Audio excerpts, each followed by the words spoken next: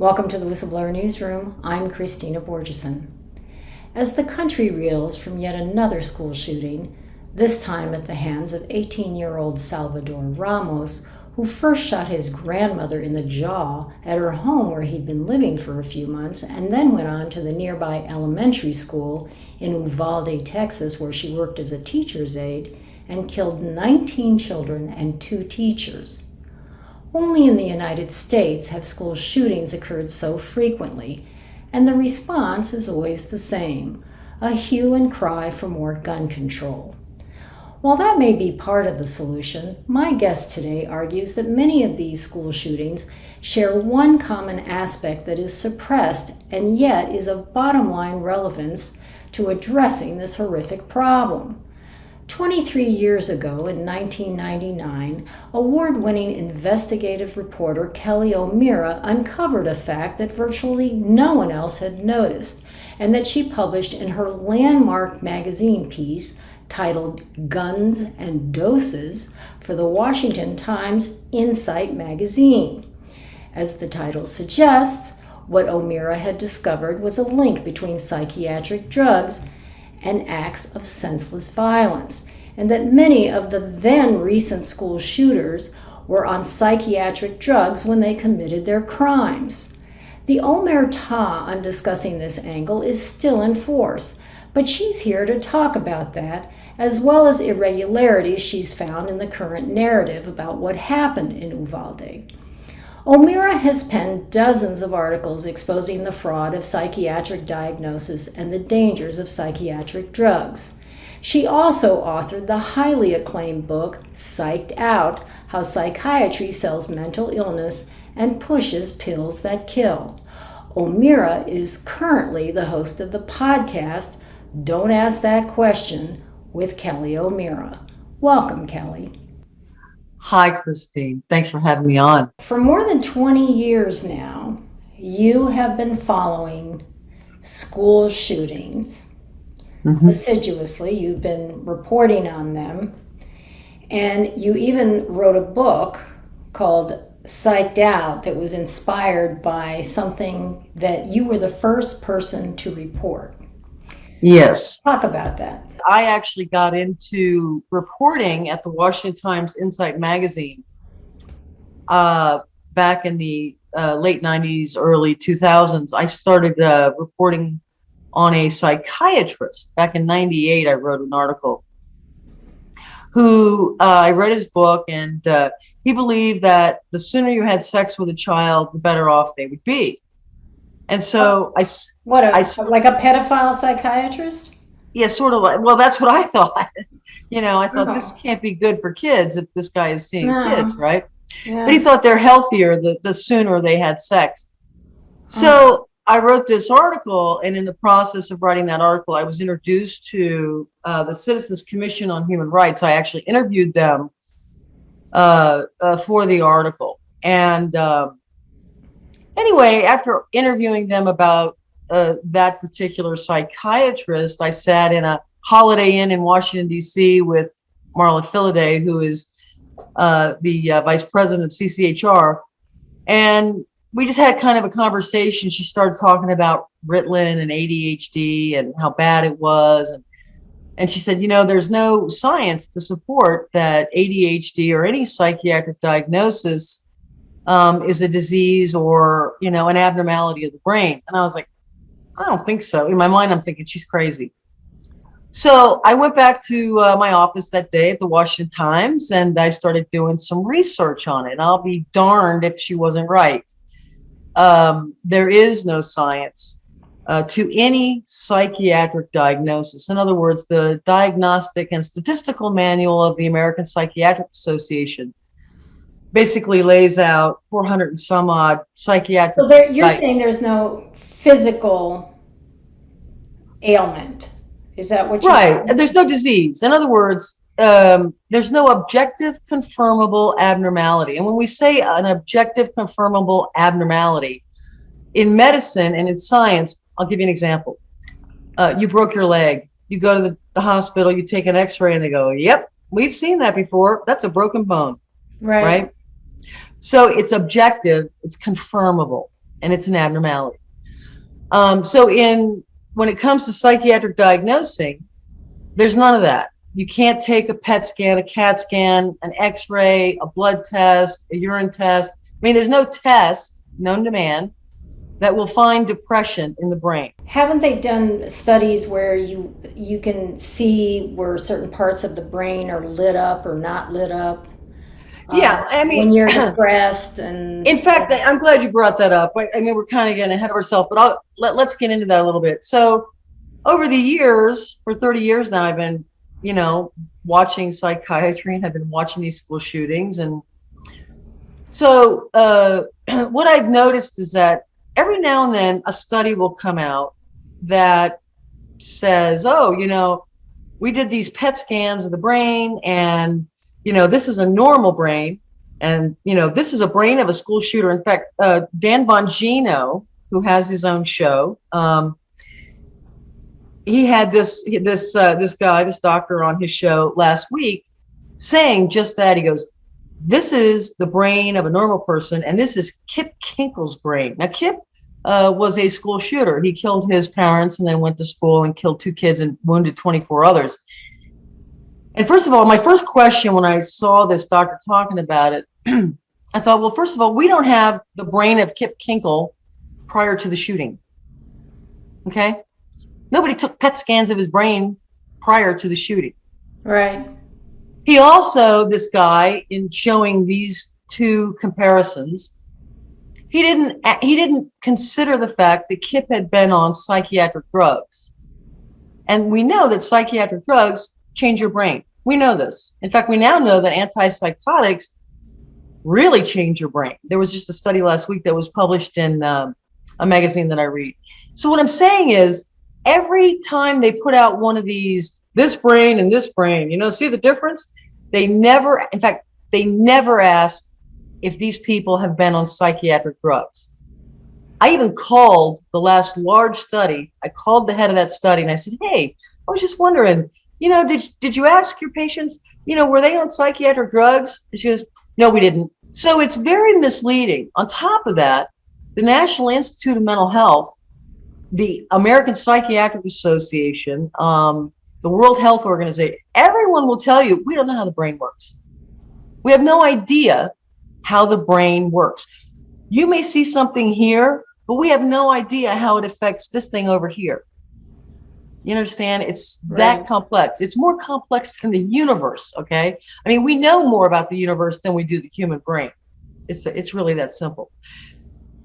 Nevertheless, so, bringing it back, as soon as I did that research about ADHD, kind of floored me, because I was one of these people that just accepted that ADHD was real and, these kids really needed help. And so I started writing about it. And I didn't get any blowback, which kind of tells you you're on the right path. If the APA and the National Institute of Mental Health, tell the audience what the APA is. American Psychiatric Association and the National Institute of Mental Health. So if they don't come after you and say, oh, no, you're wrong, we're going to sue you, you're pretty much on the right road. And so I kind of went from there. And then, of course, the big article that I wrote that was, I was the first national reporter to make a connection was, I looked at the most recent school shooters. I think I have 10 or 11 of them, right after Columbine. And what we found is that all of them had mental health treatment and had been on psychiatric drugs. So that's the only thing they had in common. Their backgrounds were different. How they interacted with people was different. Their parent relationship was different. That's the only thing they had in common. And I have to say that was a big article for me. It was a cover story, and I got a lot of great feedback from titled readers. Guns and Doses, right? Yes, Guns and Doses. Yes. That was in June 1999. Yes, it was. I can't believe it's that long ago. But, unfortunately, it's still pertinent. Yep. Everything I said in that article is still pertinent today. Because when you reported that, nobody in the psychiatric community jumped up and down and said, that's interesting. Nope, not a peep. And in fact, I wrote I think more than 24 articles while I was there, and about, psychiatry, the fraud of psychiatry and psychiatric diagnosing, and psychiatric drugs. Not once did anybody ever write and say, "Oh, you're wrong," or we're going to sue you for misinformation, or I think that's the last thing they want. And that's one thing that I would scream about after Uvalde. Okay. I've always looked at this issue as a two-prong issue. Okay. So first you have to look at the bogus diagnosis. There's no science to it. Any of the psychiatric diagnoses, such as ADHD, depression, there's even math diagnosis. Yeah, but I understand what you're saying about, there's no physical ailment there, but the ADHD sometimes is questionable to me, because I had a situation when my son was young, and in elementary school they wanted to put him on Ritalin because he was antsy and did not want to sit in his chair all day long. And they wanted me to put him on Ritalin, and I felt like, I don't blame him. This is a kid full of energy. He doesn't want to have his, butt nailed to a chair for hours on end. So I had to go through a big diplomatic dance and so on to make sure that he was not put on any drugs, So, and that really woke me up to how a lot of kids seem to be drugged. I'm just curious, when you went in and fought for your kid not to be put on drugs. Yeah. So did they provide you with any medical evidence that he had an abnormality? No, they just recommended it. He's disruptive in class. I mean, he came into class with a tennis ball one time, and the teacher took it away from him, and he walked up to the teacher's desk, opened it up, and took his ball back. He did, he was misbehaving on it, but he wasn't attacking other kids and throwing chairs around or anything like that. But they immediately wanted to put him on Ritalin, and that really struck me, and it really frightened me. And years later, I did some substitute teaching, and I was so struck by, these kids who were being drugged. And I remember one kid, when I was supposed to read these stories to them. That was what I was supposed to do while I was there. He was, they were like 8, maybe 7 years old.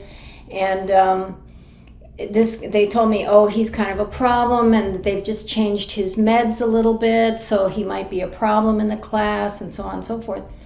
And so I decided not to read this ridiculous story they wanted me to read. I decided to do something on surrealism, and how weird, so they were looking at, Magritte stuff, and, the tuba on fire, how can metal go on fire like that, so on and so forth.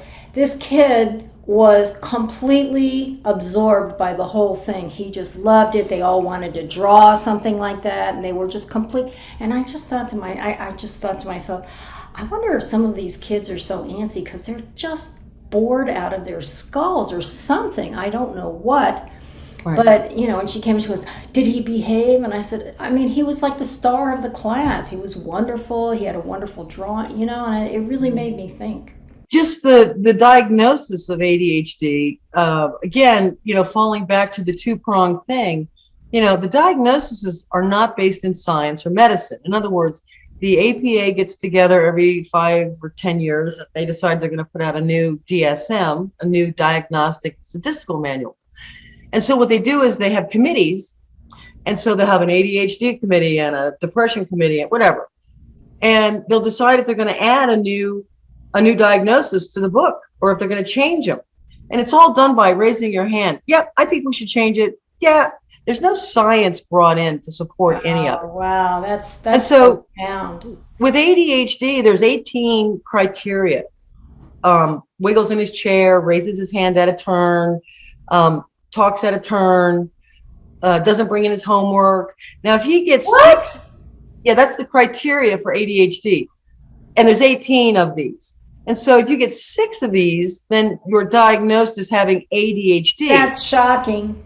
Now, every little boy wiggles in his chair, raises his hand at a turn. Yeah. That's normal. That's not abnormal behavior. That's normal behavior. Right? Yes, it is.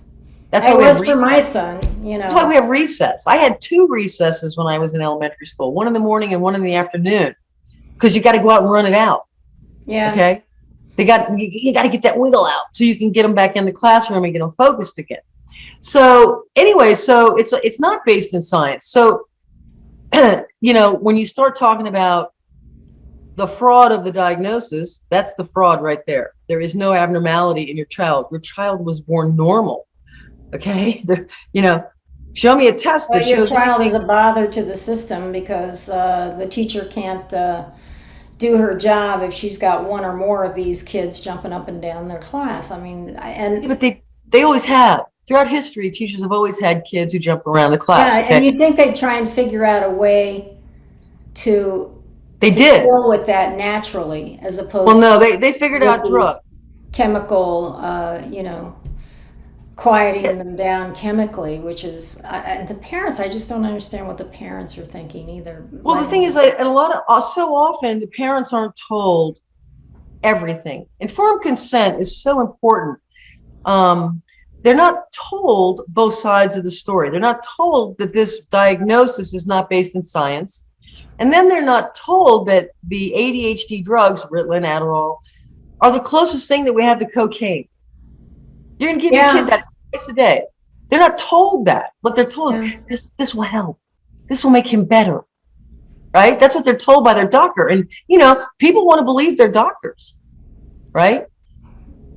Now, also add into that mix that in today's world, sometimes, very often, the parents are on some sort of psych drug too.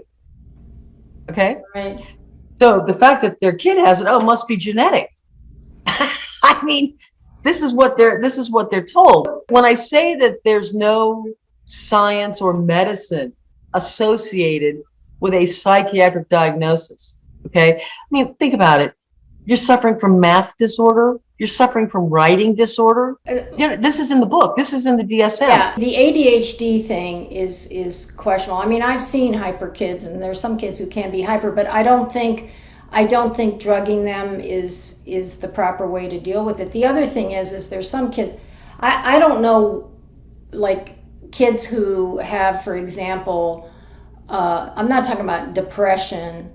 But depression is an interesting one too, because depression can be very debilitating. It is, and I'm here. This is what's, don't lose sight of. I believe that people are depressed. I believe that people have anxiety. I believe that they have stress. I believe that little boys, you know, wiggle too much and are disruptive. I'm not saying that's not happening. Those are real behaviors. Right. You know what I mean? Right. What I'm saying though is, by chemically trying to alter that behavior, right, you don't know what the outcome may be. In other words, some people can take these drugs and they're okay. They move on with their life. Some people can't. Their makeup, they have a bad time with taking chemically these. They can't handle it. Yeah. Right. Okay. That's why they have those what they call the black box warnings. Could you talk about those a little bit? Well, yeah, first I just want to read a few things here, because I want people to understand that I'm not just pulling this out of anywhere. So these are very important doctors who are talking about the diagnosis. Okay. So I'll just read 2 of them for you. And this is a neurologist. His name is Fred Bauman. He says, throughout mental health, psychiatrists and other physicians as well use the term chemical imbalance. Yes. To mean disorder, disease, sickness, illness, when there is never an abnormality of any kind during examination or test, such as the total 100% fraud of psychiatry's chemical imbalances, psychiatry's way of making patients out of normals. Okay, this is a neurologist, and you know, neurologists study diseases of the brain. Psychiatrists study behavior. Okay, there's a big difference there. So anyway, the black box, that was a very important step during my process in learning about the drugs and psychiatry. A lot of people were committing suicide on antidepressants. And so the FDA was bothered by so many people. I remember going to the hearing. The FDA had a hearing whether or not we should put black box warnings on antidepressants. And all these parents, it was just chilling to be in that room because it was packed with parents who had lost children to suicide. And they had these huge, enormous posters of their 9-year-old daughter who hung herself in the closet.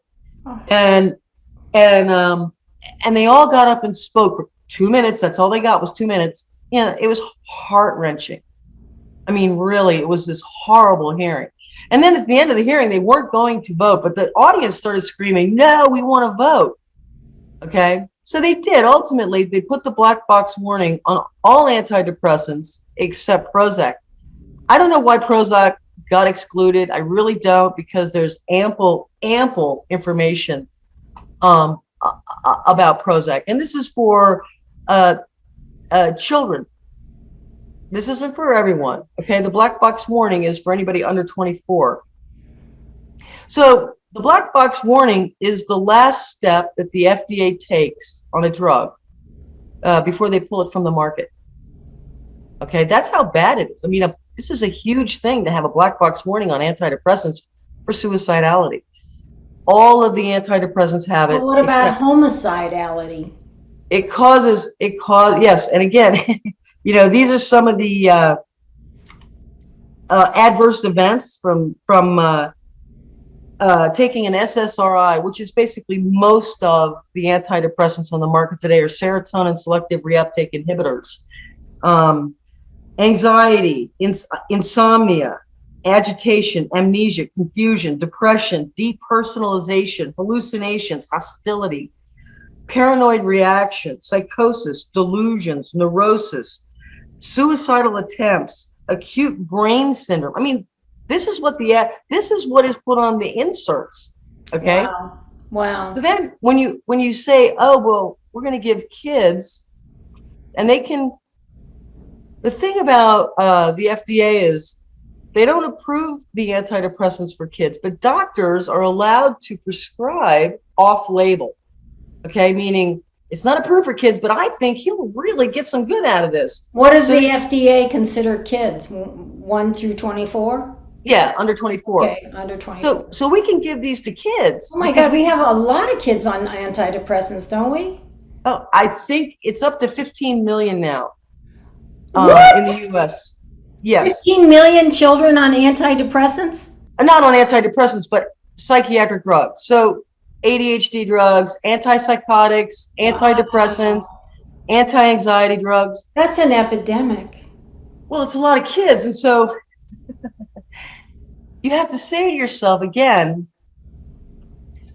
what aren't parents being told before they allow the drugging of their kids? What aren't they not being told?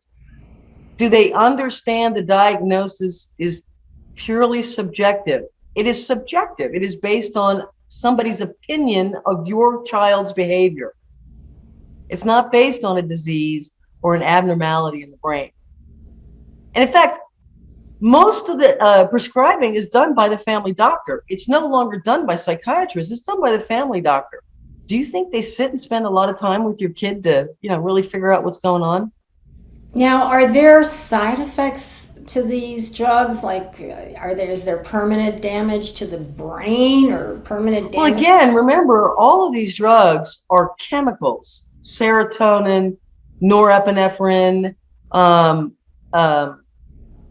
I can't even think of all of them. And what they do is they're increasing, for example, they're increasing the serotonin in your brain. So serotonin is a neurotransmitter, and its biological function is modulating mood, cognition, reward, learning, memory, and numerous physiological processes such as vomiting and vasoconstriction, etc. So when you start talking about changing the chemicals in a child's brain, right? Yeah, a growing Um, brain, in 19, developing brain. well, and they don't develop until they're 21 years old. That's when your brain is fully developed. Okay. Okay. So look at it this way. I wrote this article in 2016, and it's based on IMS health data. And so we have, just alone, they report that there were 45,800 4 to 5 year olds that are on antidepressants. 45,800. And that was in 2016.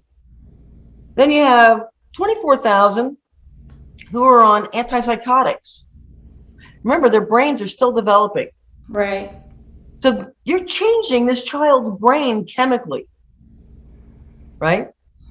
God, And usually what happens, though, is that they don't get the reaction that they want, or the drug isn't working. So we're going to up it, or we're going to change it to a different antipsychotic or a different or antidepressant, combine it with something else. or we're going to give them a chemical, or we're going to give them a cocktail of these chemicals. We're going to give them an antipsychotic and an antidepressant.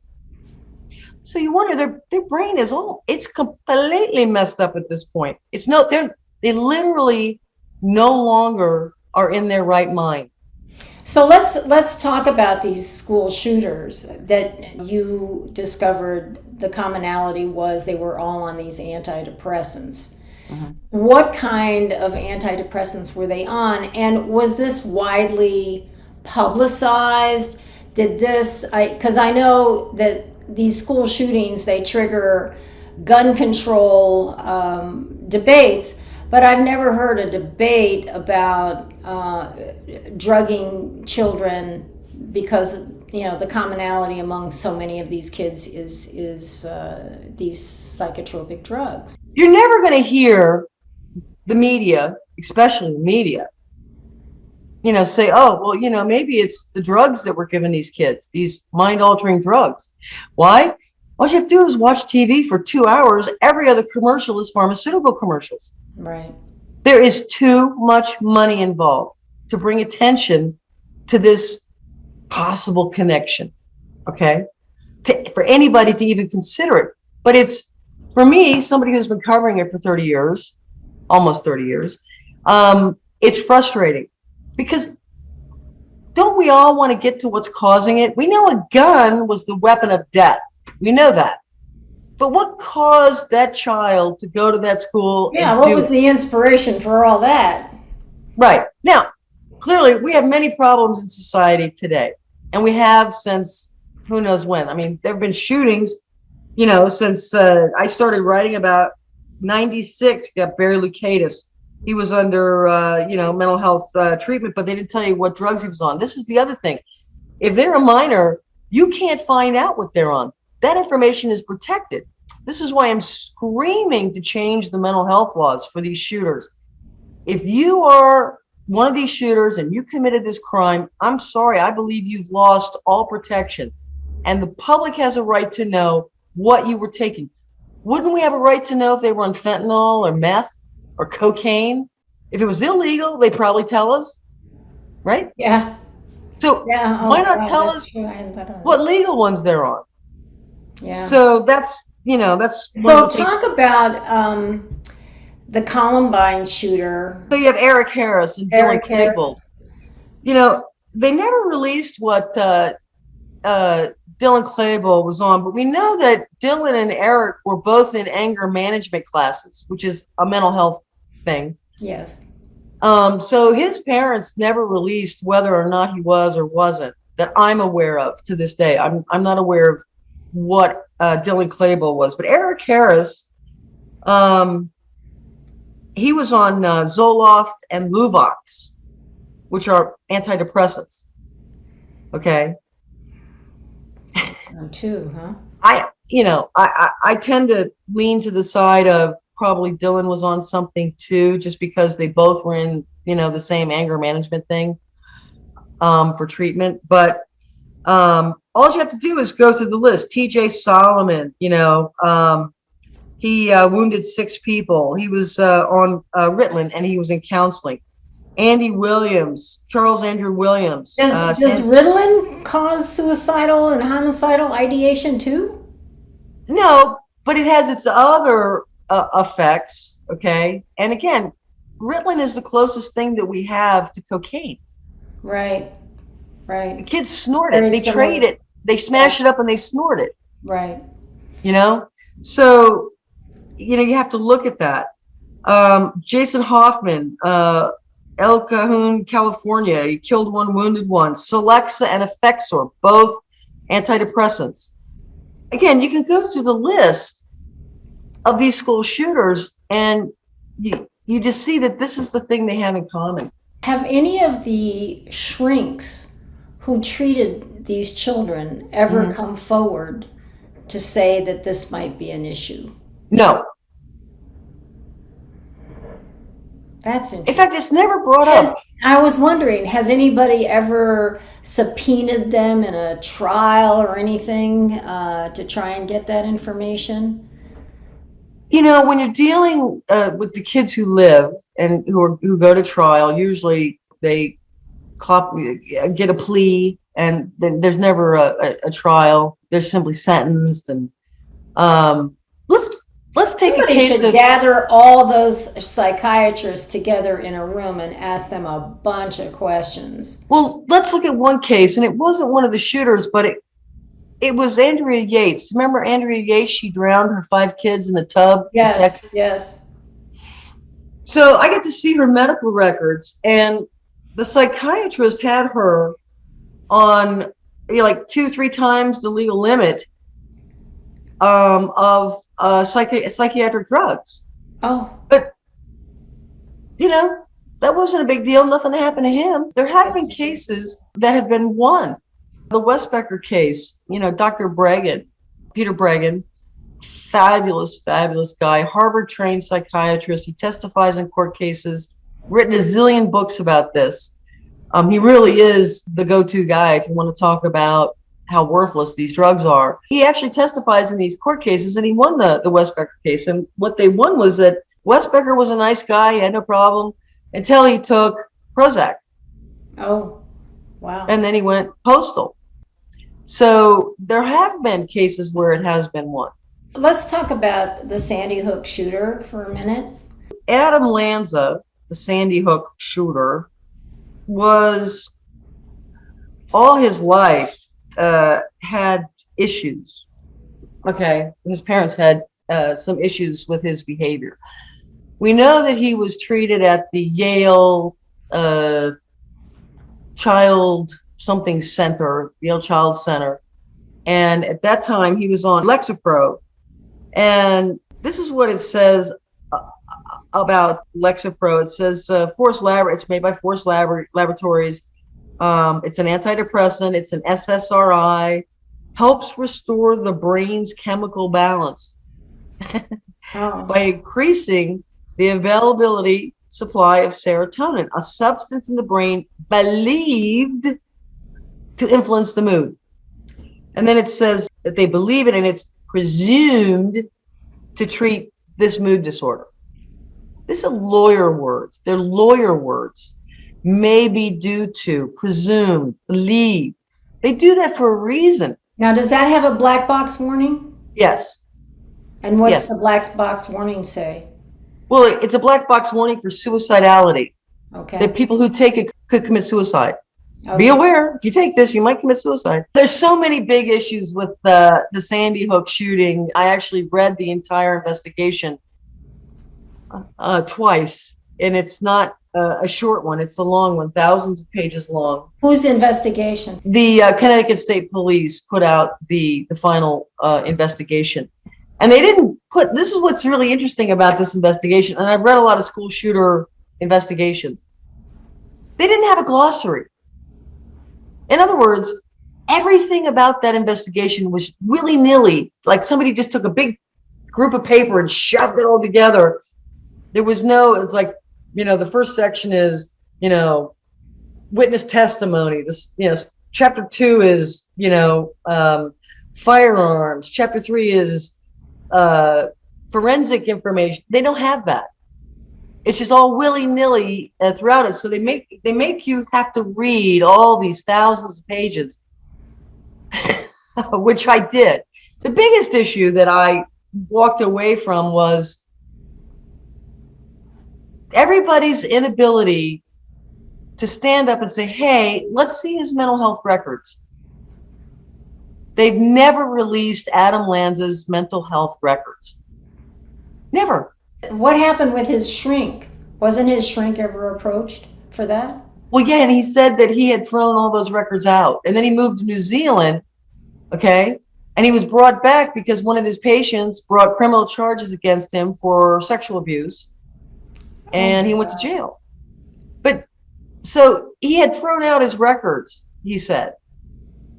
But they never asked him to come in and talk about it, about Adam. He never went on the record about Adam, if he had prescribed anything for Adam.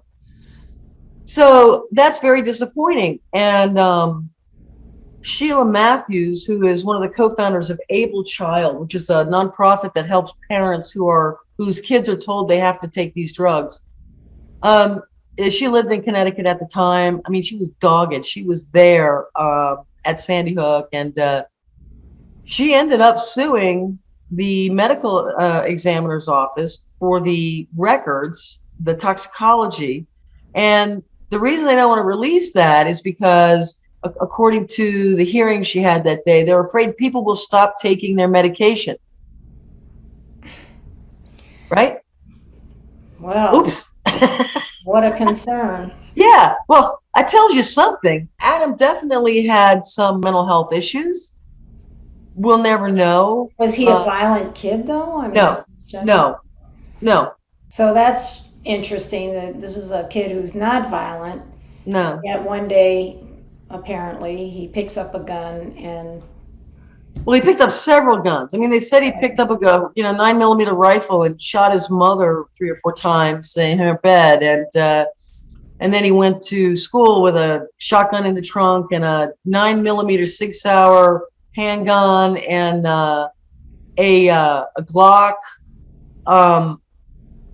So he had a lot of guns. There were plenty of guns in the house. In fact, he was trained how to use guns. The family shot. They went out and they did sporting, shooting. So he was trained. He knew how to use them. Let's talk about this latest shooting, Uvalde. Talk about what you find odd, because we've had previous discussions where you say there are a lot of odd things here. You have a lot of questions. And of course, one of the questions has to be, was this kid on anything? So could you just talk to me about everything as it's been reported that troubles you about this case? Well, what troubles me most, and again, this is from years of covering or looking at these shootings, there's certain things that you start to immediately identify that are missing, okay? The first is, we don't really know everything about this kid. In other words, all the reporters that have interviewed the grandfather and the father and the mother, I haven't heard one of them ask, well, was he, under any kind of mental health treatment? Was he taking any drugs at any time in his life? I don't know. It's a simple question. If he wasn't, that's great. We can check that one off. Check. Okay. What did they say about him? That he was a great kid, normal, or did they say, oh, he was troubled or whatever? He was troubled. He was bullied when he was in school, which leads me to believe that, see, again, whenever you hear, oh, he was bullied and he was really shy and people would pick on him, he's under the guise of the teachers and the HR people at school. They're on to him. They understand what's going on. They see it, which leads me to believe that at some point his mother or his grandparents were brought in to talk about this. Okay. But we haven't heard this yet. We haven't heard this from anybody. Well, to talk about his being bullied? Sure, because that's mental health. You understand? In schools. Yeah, but it's interesting. If he's being bullied, it's interesting that it's his mental health that is, that comes up first, as opposed to the mental health of the bully. Right. I mean, but again, kids are kids. kids bully each other. I don't know. When I was in school, I got bullied. No, Everybody I gets know, bullied. but there's a certain kind of bullying where you're the constant target Sure, of somebody. sure. And my daughter had something like that, and I called up the school and I said, we can handle this quietly, or we can handle this in a very big way. Hmm. But you've got to bring this child to heel, or else you're going to have, I'm going to make this public everywhere. So they fixed it. They, Oh, and yes, they said yes. This person does have problems, and so on and so forth. And they talked to his parents. They talked to the kid, and my daughter was left alone. But I wasn't even going to begin to be nice about it, because I know how horrible bullying can be. sure. So and But a lot again, of times the schools do not address it. A lot of times they don't. they don't. But a lot of times they do, and what they do is they rush to mental health. Do you want to go have and talk to somebody? That kind of thing. Why should he have to talk to somebody? Why shouldn't Again, I'm you here. I understand your that argument. I'm just just doesn't make sense. I'm sorry, I'm getting all exercised about this, but it seems to me that the bully is the one who needs to be dealt with, sure, of not the kid course. being bullied. No, but I mean, in their mind, they want to help the kid that's being bullied. Okay. So the first, Yeah, often they run the to way they can being a, help that kid be kid being bullied is to get that bully off his back, and to get that bully to apologize to him, and have that bully not do it again. Real simple. You don't have to go through mental health for that side of it, I I think. agree. I agree. I agree. But that's not necessarily the way it always works. That's why we need more mental health. So anyway, in Uvalde, there are right off the bat. I mean, even the police admit, we have a problem with the information that we're putting out. They've admitted that. They've changed their story.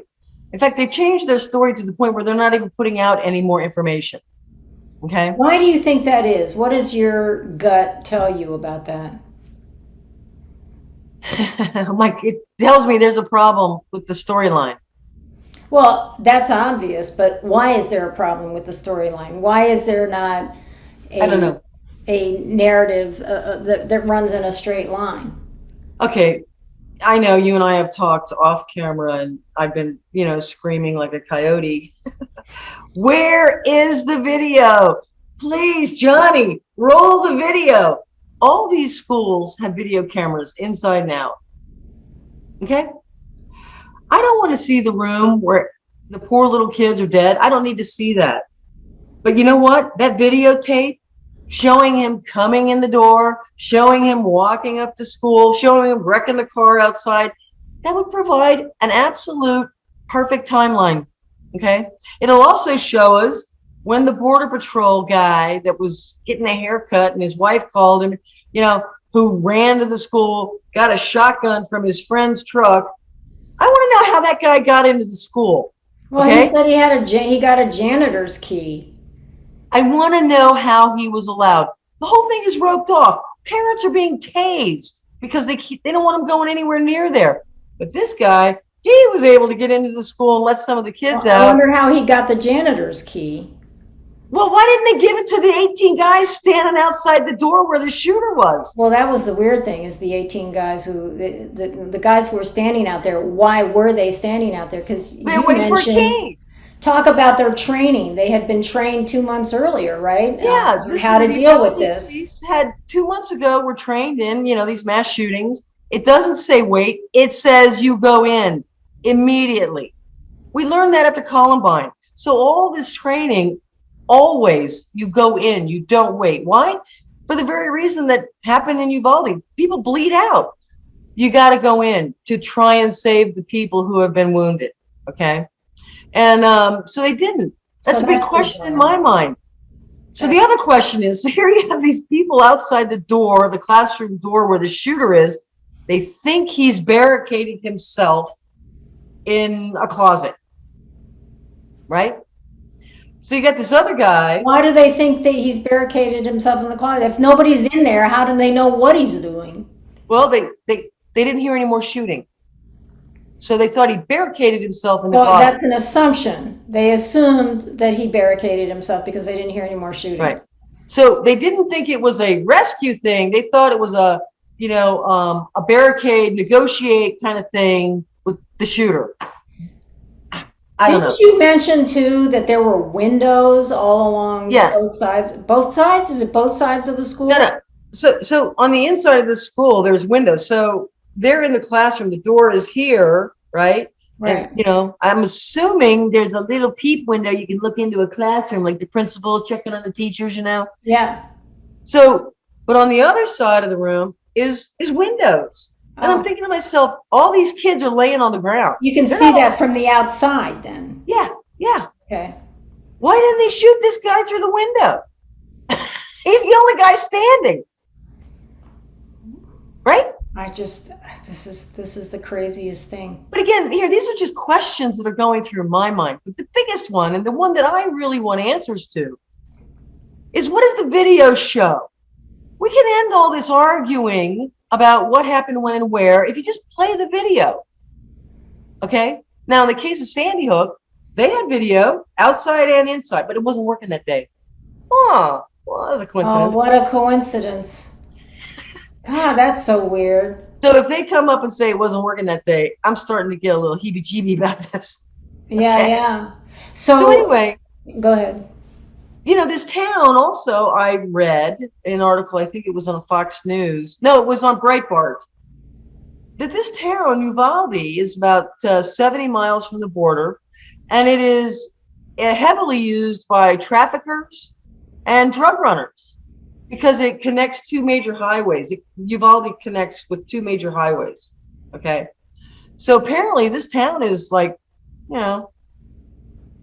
off in the Wild West. And what connection could that have? I don't know. I just thought that was kind of interesting because I just read this 2 days ago. I hadn't heard it at all for the first 5 days after the shooting. Also, why did the kid crash his truck? It's literally 56 seconds from his grandmother's house to the outside of the school. Okay? Okay. He wasn't being chased. So why did he crash his truck? I wonder if he was impaired in some way. Again, you have to ask yourself, was he impaired? Was he impaired on illegal drugs? Did he take fentanyl, meth, coke? I don't know. Or was he on psych drugs? I don't know. This is why the toxicology report of his is going to be crucial. And again, Sheila Matthews of Able Child called down to Texas to the Justice of the Peace, the judge down there, and he told her that the body was taken to an undisclosed location of the shooter. Okay. Oh. Was taken to an undisclosed location in Bexar Not to County. the local coroner. Right, to an undisclosed location. Now, why wasn't he taken? For security reasons. What security reason could there be? I mean, I think maybe the police couldn't protect a dead body. I don't know. I mean, really, that's what I said. I said, why? I mean, he's dead. dead. What's somebody going to do to it? Right? Unless he's connected to somebody who would be mad that he was shot or something, but Well, okay, so they've taken it to an undisclosed location in Bexar County, which is San Antonio County, basically. And he has been processed. The body has been processed, which to me, I would, if I had been making the call, I would have said, what do you mean by processed? Has he been embalmed? And I would have then said, did you first take, organ tissue so that we can get a good toxicology out of it? well, surely they're doing a toxicology report. Okay, well, they say they are, and it'll be 4 months before the toxicology report will be available. 4 months. It should take a week. Oh, really? 4 months. Oh, that smells. That So- smells. So I'm like, wow, 4 months. I'd give them 2 weeks, Okay, you're busy, but this goes to the front of the line. This is a mass shooting. This goes to the front of the line at the lab. Now, was this guy like Lanza? Was he an experienced shooter? Not to my knowledge. In fact, when he was 18, turned 18 and he went and bought the guns. And the guns were expensive. The guns and the ammo, it's my understanding, were up to $4,000. So you got to go, where did the kid get $4,000? From a poor family, right? And the guns were properly registered, though, right? Properly registered. On his 18th birthday, he was able to buy them. Yes. So how long after did he go kill people? Pretty quick. Pretty quick. Yeah. Wow. That's interesting. Yeah. I mean, again, there were clues that he was going to do something because he was online and he was talking to this girl and he showed her a picture of his guns. So again, people knew that he had these Did anybody at the school know? No. Mm-mm. Did his family know? No, in Well, fact, a couple of felons in the family. Well, yeah, his grandfather was a felon, and being a felon, he had to report to the police right away if he knew there were guns in the house, or he could go back. He didn't know that. He said that he didn't know that he had them. Oh. Yeah, the grandfather said he had no idea that he had them. And he was he was living with his grandparents, right? He Yes. was not living with his parents. Right, his mother. He was not living with his mother. Now I've read that she was about to be evicted or something. So there was not. I don't think it was a close relationship. In fact, he was in a bad. He probably was reared in a bad situation to begin with. Yes, I think he came from a very, very, very, very dysfunctional family situation. Yeah. And if you're talking about Uvalde being some kind of a drug mecca, but I mean, or corridor. It's like a corridor for these things because of the way the highways hook up. Well, do you think if they find illegal drugs in his system that they'll more readily report that than pharma, SSI? They may. I don't know. There's no reason for them not to tell us everything that was in his system. And again, there's no agenda here. It's just history of working on these shootings and looking at how the investigations go. It might be helpful. It might glean some information. Here's another school shooter who was on blah, blah, blah. Now, I'm interested in what you think. Obviously, the minute something like this happens, it does trigger gun control hearings, and people are just like, we have to get rid of guns and so on and so forth. And I'm just curious to know if knowing what you know, since you've covered all these school shootings, what do you think is the best way to proceed to stop these things? Well, first I'll say that I don't think that you're going to stop them. If somebody wants to kill people, they're going to find a way to do it. Okay? Look at Jim Jones. He killed 928 people with Kool-Aid. Okay? Right. I mean, one guy in Wisconsin drove his car through an entire parade. If you want to kill people, you'll find a way. I don't think that guns, by restricting guns, the ownership or use of guns to law-abiding citizens is the answer to this, because people are always going to find a way to kill, and bad people, criminals, are definitely going to find a way. They're always going to get their hands on guns. I mean, look at Chicago last weekend. They had 48 shootings. Oh, 48. God. But did that make the evening news? No. So it happens all the time. Philadelphia, Chicago, you can name the cities where they have shootings all the time. So is this something that has to be addressed from a psychosocial? I think it's everybody so angry. Why are so many of our kids so hostile to the point that they're homicidal? I mean, I'll be the first one to say, because I wasn't brought up in this country. I was brought up in Haiti, which is like now a fourth world country. But I'll tell you what, I even in a country like that where people are desperate and hungry and starving, that kind of children were sacred, are considered sacred in most cultures.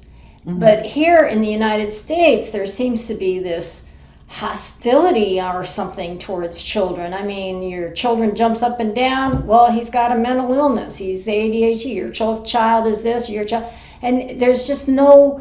Kids are. I can't even explain it. They're just not held in the sacred esteem in this country that they seem to be in virtually we're the only country that has these mass shootings on a regular basis on the part of these kids. Well, I guess if I had to look at it, I'd say, and again, just because of my history with looking at these things, I want to know if these shooters are on any kind of psychiatric medication. I want to know. And I think that the public should have a right to know that. We know everything about the gun. We know everything about the gun. We know about the ammo. We know about his family. Why don't we get to know if he was receiving any kind of psychotropic medication? I'll tell you what, if that's the case, Big Pharma has a lot to answer for on so many levels with its products. I mean, we're talking about all these different products that are hurting people. We're dealing with this vaccine situation right now. I mean, are we going to have to be looking at psychotropic drugs now that they're selling? It was interesting because last night, if you saw President Biden give his gun speech, one of the things he said was that we need to, be able to sue the gun manufacturers because, they get away with everything. Well, the fact of the matter is the most protected group on the planet are pharmaceuticals. Look at the vaccine. You can't sue for the COVID vaccine. Yeah. They took that away from the people. So Don't tell me it's the gun manufacturers when you just spent 2 years giving an experimental vaccine to people who many have been harmed and they have no way to get recourse for this. But that was his argument last night. We ought to be able to sue every time somebody shoots somebody. Oh, we get to sue the gun maker because obviously it's their fault. It's ridiculous. How about we call a spade a spade? It's the guy that pulled the trigger. This is a crime. I'm not forgiving the kid who goes into a school and massacres kids. That's a crime. He's a criminal and he needs to be tried as a criminal if he lived. But there's reasons why things happen.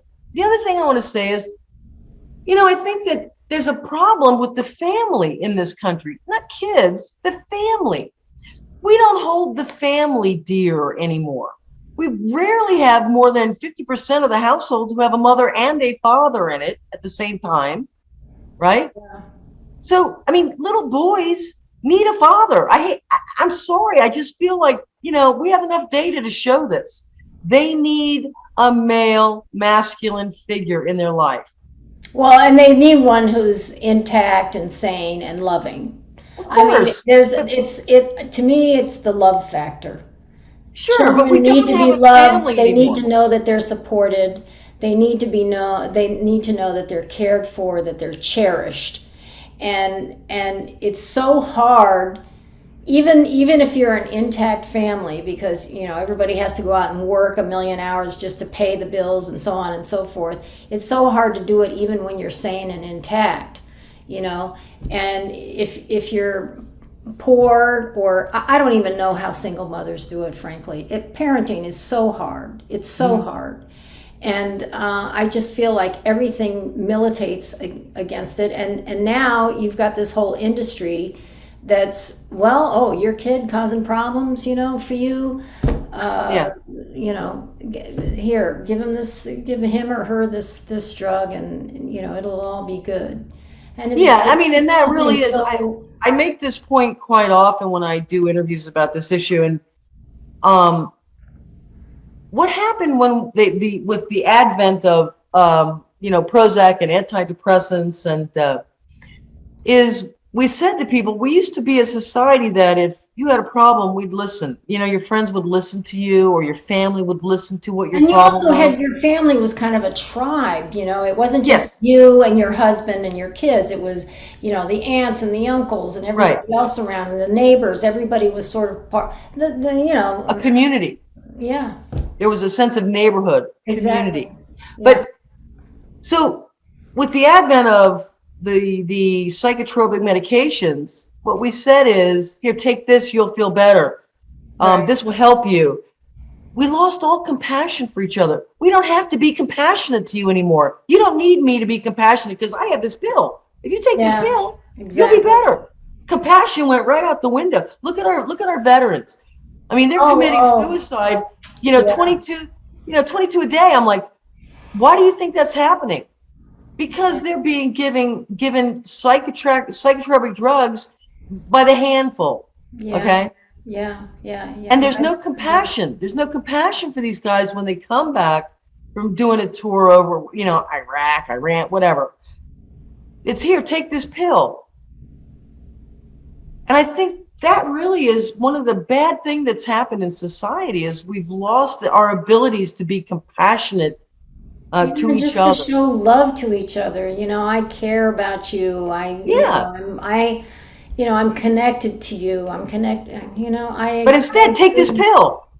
Oh, and if it makes you feel weird and you pick up a gun or you commit suicide, well, gee, we're sorry. Not everybody does that. It helps some people. I get so sick of hearing that. Well, there's so many people who take them. It must help them. How does it help them? There's no abnormality. It's not treating any known abnormality. This is what I Well, want. I I think I mean, want. it has to, for some people, it does seem to have a salutary effect in terms of, you know, whatever their pain is, it seems to numb it down or do For a whatever. while. It doesn't address, but what it does not do is address the core issue. The Right. You're core issue, if depressed. you have emotional problems because you're a traumatized person or because something has triggered you to be the way you are, bipolar, depressed, whatever, that you have to look at that and try and address that. Instead, you're just given pill after pill after pill. I have family members who are in this predicament. You know, Look, the thing is I'm not saying that people don't get depressed. They get severely depressed. I understand that, but there's reasons. There's exactly. reasons for that. Yes. You Yeah. don't like, you don't like your kids, your husband, you can't pay Bill Visa, Bill MasterCard, whatever. You're Right. depressed. You hate your job, Yeah. you hate the commute to work every day. I get it. Yeah, and there's no community there to reach out and help you, for you to Right. talk to, and maybe, help you with some resources or do whatever. And Right. that's what we really need to get back to. But the pill they're giving you is not going to pay Bill Visa and Bill MasterCard. It's not going to make your boss any nicer. It's not going to make your husband any more attractive. You know Well, what I'm it's going to saying? make you not care as much. Exactly. And that's what people say who are on these drugs. They don't feel happy and they don't feel sad. They feel nothing. Wow, that's deep. They feel nothing. That is deep. So anything goes. They don't feel anything. Anything goes. They can say anything, do anything. They don't feel it. So it's interesting, Let's talk about the chemical imbalance real quick before we wrap this up. Okay. For years, this was I guess 30, 40, 50 years ago, somebody came up with this theory that, in your brain, you have this chemical imbalance, and that's why your behavior is the way it is, right? So, 50 years later, it's still only a theory, okay? There's no such thing as a chemical imbalance in the brain for causing any psychiatric diagnosis, which are based on behavior and not science and medicine. So in other words, these women and men or kids who have been told, oh, you're depressed, you're probably suffering from a chemical imbalance. Here, take this antidepressant and you'll be better. This is what I want everybody to do the next time they go to their doctor and he says, oh, you may have a chemical imbalance. Go, okay, well, what test are you going to give me to Prove it. show me which chemicals are out of balance? Yeah. And wait for that test because it's never coming, okay? Then on top of that, who's to say what the normal levels are? We're all different chemically. who's to say whose chemical balance is normal? So how do you know that this pill of SSRI serotonin is going to be right for me? There's no science to it. It's just, here, take this and you'll feel better. Yeah, you also might walk down the street and hack your neighbor to death. It's a crapshoot. Right. But what's also interesting, I mean, if you look at these old medical traditions, like the Chinese medicine, for example, for them, it's an energy thing. It's a energetic thing, where blocked energy or bad energy, and you have to shift that energy, in various ways with herbs or whatever, and which, in a way, it's the long way to it, but I think we're sitting in a society that's completely it's trying to divorce humanity from its core need to connect, a core need for connection to each other, and to have love and validation and all those things. And I know this sounds so, I sound like an old hippie or something, but I certainly know. You are an old hippie.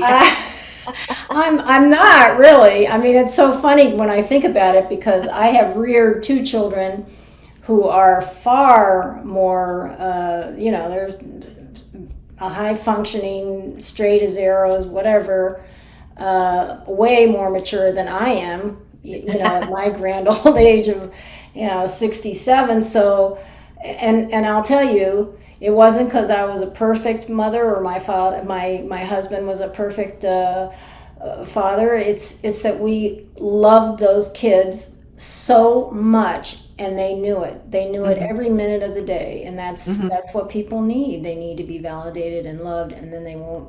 I mean, there are a few bad seeds in the world here and there. Obviously. Well, if you go to any of the pharmaceutical company websites for these antidepressants, and I've been looking at them for years and years and years, they've changed what they have on there. Now they actually talk about, you need to exercise. Exercise will help with depression, and it's true. People need to exercise. Yes, they need to get out. Exercise is good. And so, and yoga, I mean, I do yoga. It changed my life. It really did. It really calms you down, and it centers you, and but it's true. I'm telling you, the love thing is paramount. I can't say that enough. We become very sedentary. I can drive through my neighborhood and there's no kids out playing, kickball in the street like I did when I was a kid. Yeah. That's true. There's no roller skating or skateboarding in these neighborhoods. It's like everybody's inside. Too much in front of a screen. Those kids exactly. are those screens, and those screens are toxic. A lot of the stuff that they're being fed, a lot of violence. Yes. It's terrible. And boy, I think we are paying the piper on this one. I think I would go so far as to say that we need to put age restrictions on information that is publicly available on the internet. In other words, websites that you don't want your kid to watch. You don't want your kid to see this. There should be age restrictions. There's certain websites I can't get on unless I give my driver's license and prove I'm, whatever. Why don't we do that? No, let's take away the guns. Let's get rid of the Second Amendment to the Constitution. Nobody's thinking outside the box, right? Let's find out if all these kids, let's make it a law. Look, I'm willing to listen to any good arguments for more regulations on guns and so on, but I truly believe that the core issue is this other thing that we've been discussing. We're a sick society. We're drugging our children. We're not connecting with each other. Everything in this society is separating us from each other. And, so we're all going nuts, basically, Well, with the help of some pharmaceutical drugs, we are going nuts. I mean, again, I'm sorry. Once you start taking these things, you no longer are in your right mind. Yeah. Well, that is you are causing the abnormality, okay, by taking them. You're not curing an abnormality. You're causing one, because your chemical levels definitely are out of sync. Listen, we could talk about this forever. Yes, we could. I'm gonna have to let it go here, but I really appreciate your coming on and talking about this. I think you have so much insight and wisdom on this, and It's I my pleasure. appreciate the work that you do. I appreciate you too, Christine. Thank you so much.